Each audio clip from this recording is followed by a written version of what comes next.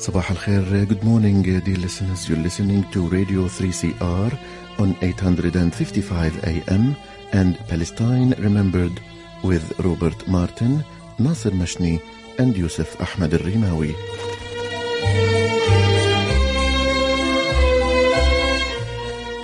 Palestine Remembered is Australia's only English language radio program that is totally dedicated to Palestine. We'd like to welcome those listening on 855 and those that will join us on podcast at 3cr.org.au.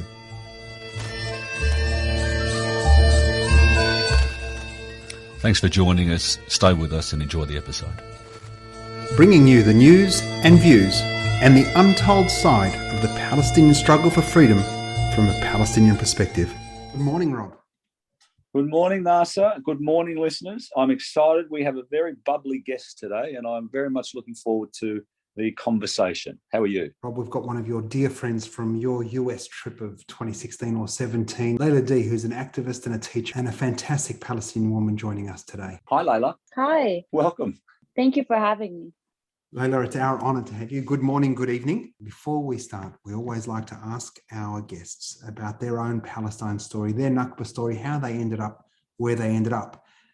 But before that, it's really important for our listeners to know that you're actually one of our international fans. Yes. It's very important. So I've listened to you via podcast on my phone. I take a lot of long drives. I live out here in California and, there's a lot of driving involved. And I listened to all of them. And I was telling you earlier that for the first time, I could hear my own people speak and I could relate to somebody, and each person's story would give me the chills because I didn't realize that I had so much in common with my fellow Palestinian comrades. So I enjoy it very much.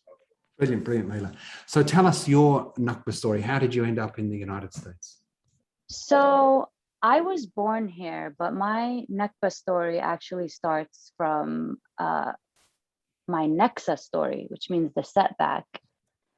My parents were both born before 1948, so they had experienced that occupation war before when they were young. And then 1967 was when they really got to experience firsthand what the brutal occupation is about. And my parents are from Jerusalem, and I consider myself from Jerusalem, even though I wasn't born there. But they were married and they gave birth to my brother on June 2nd, 1967, 3 days before the war. And my mother grew up always telling me her story. And it's something that I knew as a child. And she talks about it till this day, the trauma that she experienced. Although, what's funny is sometimes she talks about it almost from a traumatic experience. And sometimes she talks about it as a matter of fact. My dad, when he talks about it, which he rarely does, he usually speaks in a way, in a tone that it's like, a matter of fact, this is what happened. This is our story. So my mother just gave birth to my brother in 1967 in June 2nd. And then 3 days later, the 6-day war broke out. And what happened was, I'm from the village of Beth Hanina, which is about 3 kilometers. It's a suburb of Jerusalem, 3 kilometers from the old city. And the Zionists came in and took my grandfather's house and made it into a fort. And what they did at first was they forced all the men, this is something that they commonly did, they forced all the men in the village out and made them stand. And oftentimes they would shoot them dead. So you can see that they would be in so much fear because this has happened before in other villages and everyone knew about Deir Yassin, what happened. And so that was still prevalent in everyone's minds.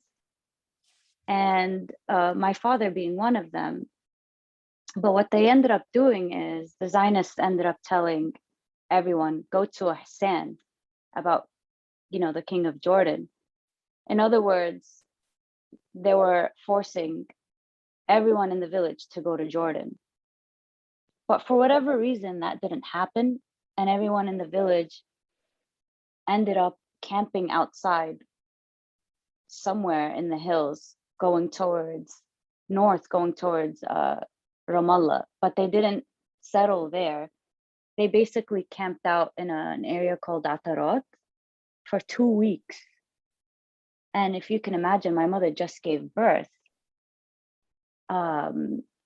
She was so scared that she couldn't even, breastfeed my brother. She wasn't making any food for him. But before that happened, my grandfather tried to tell the Israelis, he asked them if she can stay because she just gave birth. And what they told him was, she can stay as long as she stays with you. But my father had to go. But my mother refused. She said, if we die, we both die together. And so she refused to stay behind and went with my father. She was so scared, she said that she walked barefoot for miles and wrapped my brother up so tightly that she almost lost him.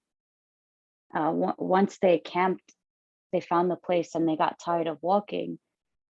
She realized that she was only holding my brother's feet. She didn't realize, she almost dropped him because she wrapped him so tightly, because she was scared. And she said that there were women. I know a lady from my village who, actually lost her baby that way, thinking that she had her child in her hand. And when she got to a place to settle in, she realized that she lost her baby and it died. And so this happened to many Palestinians. There are many stories I found in other villages that this happened to.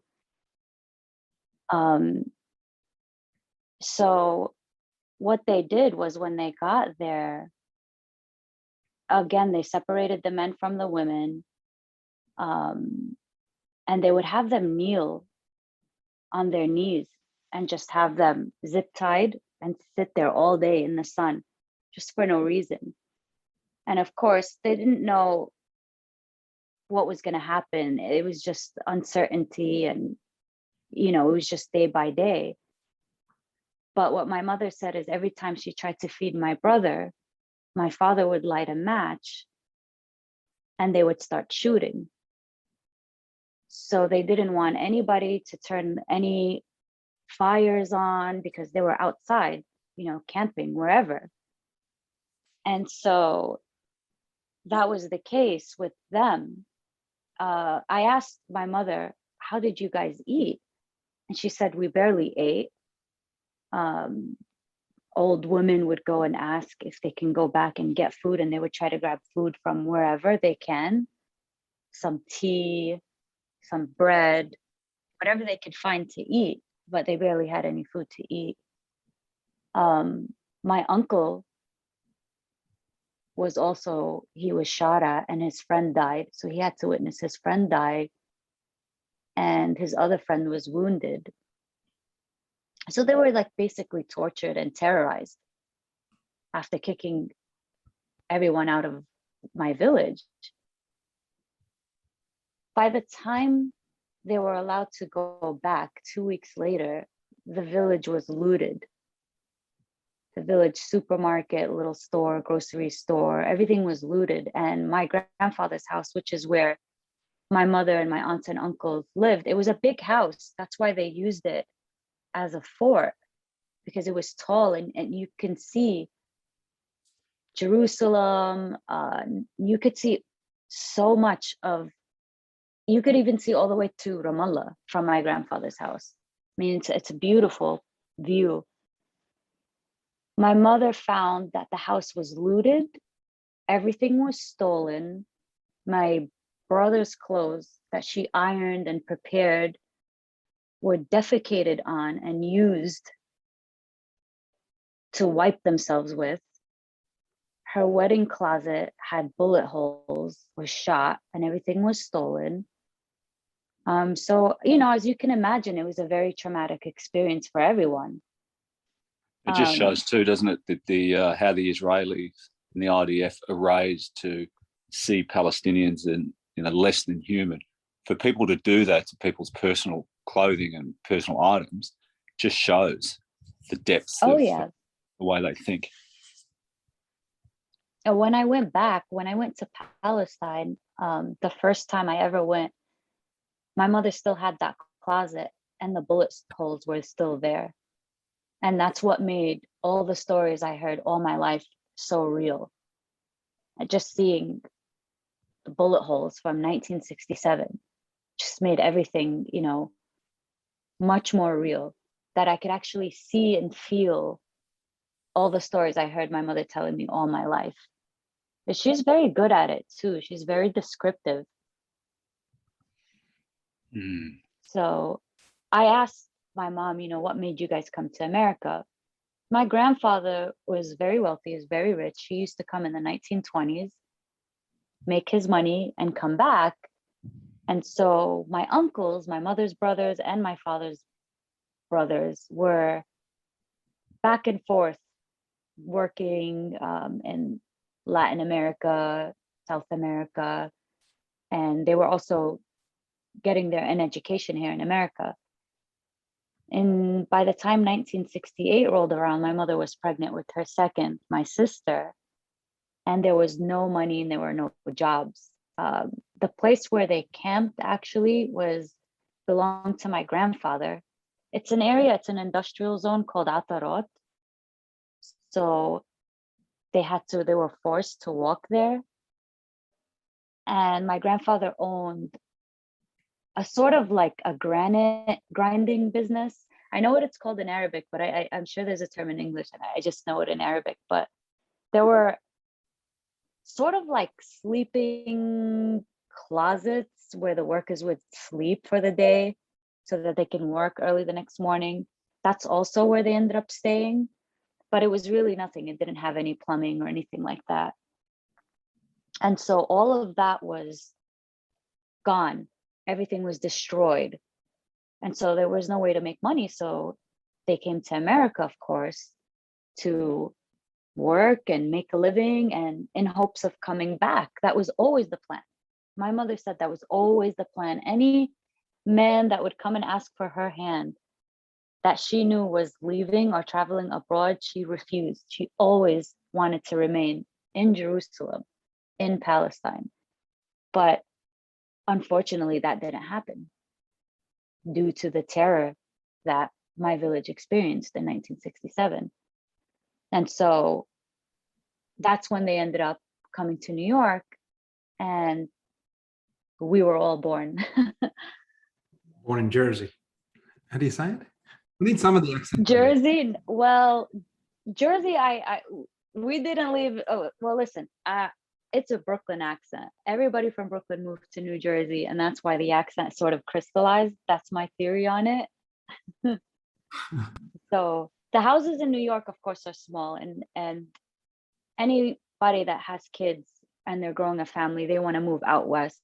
So they're either going to move to Long Island or New Jersey or even California. And so my parents didn't move to New Jersey. They ended up moving to California because of the climate is so much like Palestine. So my father absolutely loved it when he came to California. But of course, nothing can replace Palestine. Nothing can. So have you been back, Layla? Have you got a Hawiye? What's your story? So my story is, because my parents were born in Jerusalem, it's almost impossible for us to get a Hawiye. Mm-hmm.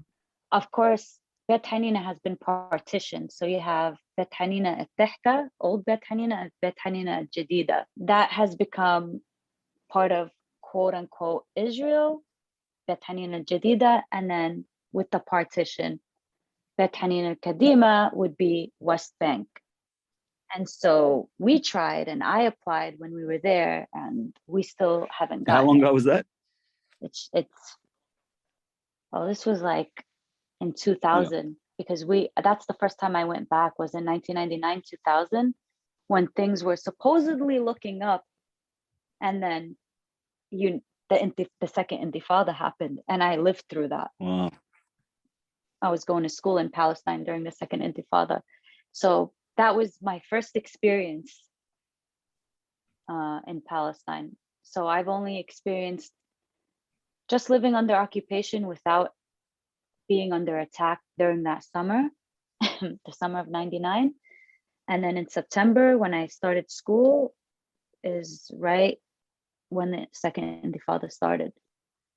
And it was brutal. Where I lived, I saw a lot of people die, a lot. It was every day, because I ended up moving in an area called Aram, which a lot of people from my village own land there. It's under the same governorate. And I live very close to Kalandia checkpoint. So I was crossing it every day. Wow.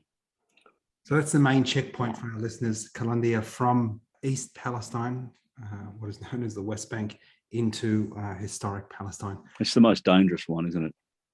Well, it's where the flare-ups happen, definitely.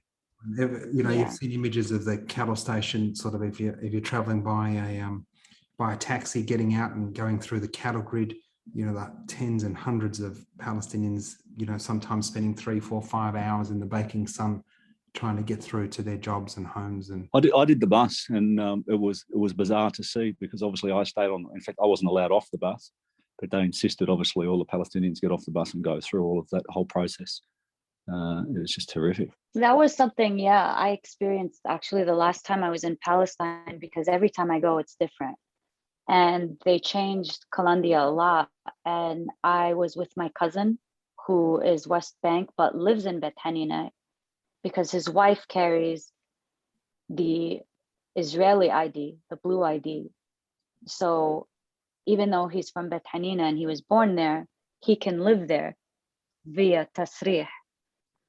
But I would drive a car, and, you know, because I'm using my American visa, but every time I'd have to cross that checkpoint, I would have to drop him off and see him walk. And it just made me feel sick to my stomach, having to do that as if he was some sort of animal or less than. Like, this is what they do. It's like cattle, the way they haul them through there. It really is. Yeah, it really bothered me, as much as, even though I lived in Palestine throughout the second intifada, every time I go, I witness things like that, and I experience that, and I just get sick to my stomach, because it's horrible. It's very racist. Why? What difference does it make if I drove through the checkpoint with him in it? What difference does it make?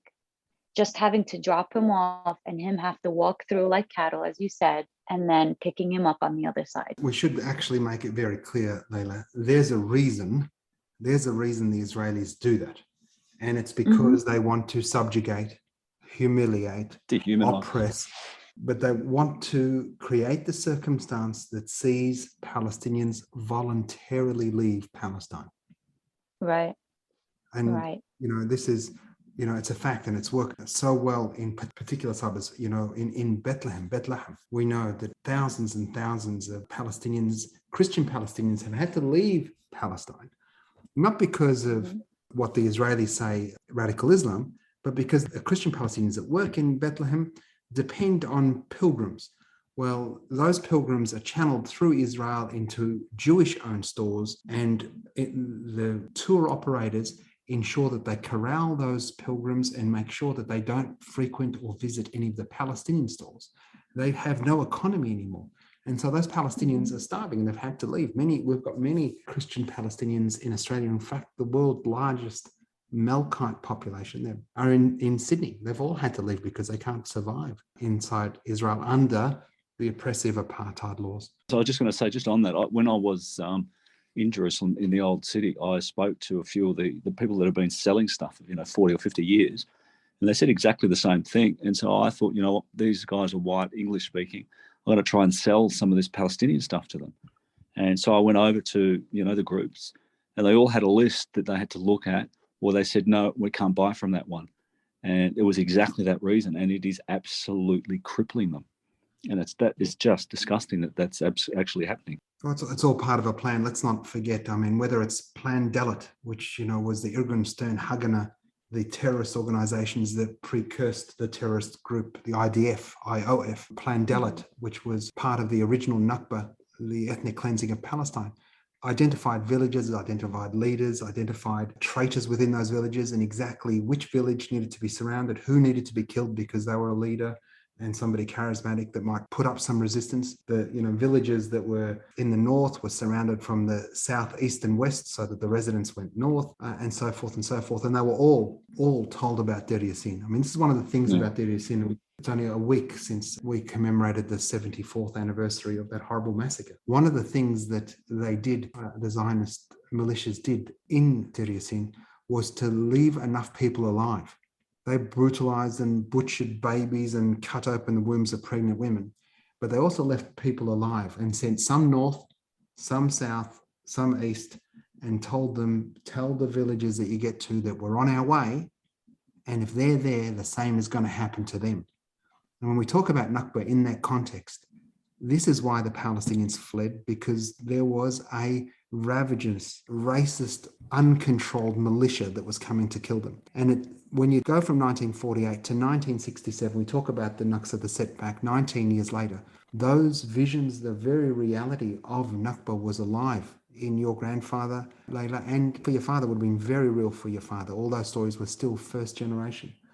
And last year in May, when we saw the expulsions of the Palestinians in Sheikh Jarrah, the Mohammed al-Kurd, etc., those families, we know what a Nakba looks like. Now, Palestinians are not going to let that happen again. No, certainly not. And as you mentioned, that's something my mother has mentioned many times, is Deir Yassin. Just the fear of what happened. It was in everyone's minds. And so she mentioned, we thought that this is what's going to happen, because just like you said, that's what everyone talked about, and everyone was in fear. Well, we know it's the truth. Whether it's Kana, whether it's Ariel Sharon was still very much in charge between him and Diane, two war criminals, both rotting in hell now. Whether it's Sabra Shatila, whether it's any of the innumerable massacres, Jenin in 2002, Jenin this week. I mean, they've killed 10 people this week. Horrible. There's no end to the inhumanity that the occupation puts on the Palestinians. And one of the challenges, and I'm sure it's the same, I wouldn't mind you speaking to this point, Layla. One of the things that we hear in the Western media here in Australia is, a rise in tension, or the conflict has surged again, this sort of stuff, as if occupation isn't violence, as if when they haven't killed one of our people, that it isn't just violent, that checkpoints aren't violent, that searches aren't violent, that tear gas isn't violent, that curfews aren't violent, that the denial of your right to go home isn't violent. And suddenly West's media is concerned and they go, there's an increase in violence. Right. And they forget that according to international law, any country that's occupied by a brutal military occupation, the people can resist with arms. And that's never mentioned in the media. I recently got banned off of Facebook for 30 days because under a Haaretz post, they called Palestinians terrorists after the Tel Aviv operation. And I simply wrote, Israelis are the terrorists. They've been occupying Palestine all this time. And I got banned for it and I couldn't appeal. Yeah. And my Instagram I've been completely banned for years from Instagram. I've tried numerous times under different accounts, different IPs, you name it, and I still can't get on. And in fact, I believe it was after we met, Robert, it was after that time in DC, I was banned off of Instagram. Oh dear. And I've been silenced. Yeah, there were pictures that I posted that went viral during that march, that Al-Auda anti-APAC march that they have every year. And they went viral. And one of them was of Rich Siegel, I'm sure you know. Yeah. And he's a Jew, He's a Jewish good guy, yeah. And he's wearing my shirt. I make shirts under Palestine Freedom Project. I should have put mine on. And he's carrying, yeah, you should have. You have I do have one. You know how he carries the sign that says "I'm a Jew," da da da da Yes. da. Yep. And I'm posted a video of him and it went viral. And I had even Gigi Hadid and Bella Hadid's aunt, Linda Hadid, and I had some celebrities on my following me or reposting at that time. And then all of a sudden 14.5 followers gone. I was completely banned. There was nothing I can do about it. And at that time when I was getting banned and people would say, just make a new account. I think I was one of the first to experience getting banned and not being able to recreate a new one, because they follow like a fraud system. Like, just if any company has a fraud department, it's in the same way. The way a fraudster, they detect fraudsters, is in the same way they do with us Palestinians. We're basically on a list. Yeah. So Layla, tell us about your t-shirts. So I created Palestine Freedom Project while I was in university. And first it was a student organization. And then when I graduated, I started selling them. And all of the money went to Palestinians. Anything I would, raise awareness. I would bring people to speak on behalf of Palestine in my community, for the school, numerous things like protests. So all of the money would go towards that. And then I went to Greece, and during the time of we still have the refugee crisis, the Syrian refugee crisis, and I raised money by selling my shirts to help whatever refugee I could help. And I actually thought I would be helping Syrian refugees. But surprisingly, the first refugees that I met happened to be Palestinian. Even though when I went to Greece, I did not expect to be helping Palestinian refugees. I went there to help the Syrian refugees or any refugees. I did not expect to encounter Palestinian refugees. And these are refugees from 1948, third generation. And it was just so insane, and it was so wild. And I got to sneak into the refugee camps because there was a time where they weren't allowing anybody to go in. And, I met a couple of families that I helped out. And by selling my t-shirts, that went towards the refugees, all of it, and some of my own money, of course. Gave them food, clothing, anything that they needed. Amazing, Layla, you did that. And to find that you took money from the United States from your t-shirt enterprise to go help just refugees, and you find, in fact, you're helping Palestinians who, very many of them probably went 48, 67, Syria, been internally displaced in Syria a couple of times, and then following the devastation of Yarmouk, found themselves now in Greece. So, in the matter of 4 or 5, 6 decades, have been uprooted and moved 5 or 6 or 7 times. I mean, the tragedy of our Palestinian refugee situation knows no end. The good thing, though, Layla, the good thing is that they've denied you the right to return. They've denied me the right to return, but they haven't been able to extinguish our desire to return. And that fire burns brighter in us every day. Yes, it does. I don't think there's a better way for us to finish the show than on that inspirational note, Layla. Thank you so very much for joining us, and inshallah we can get you back again. Thank you so much for having me. It was nice meeting you, and it was nice seeing you again, Robert. Great to catch up. Don't be a stranger. Great to catch up. That was Layla D from the United States, a Palestinian like myself, refugee, denied her right to return. A fantastic guest, I'm sure you'll agree.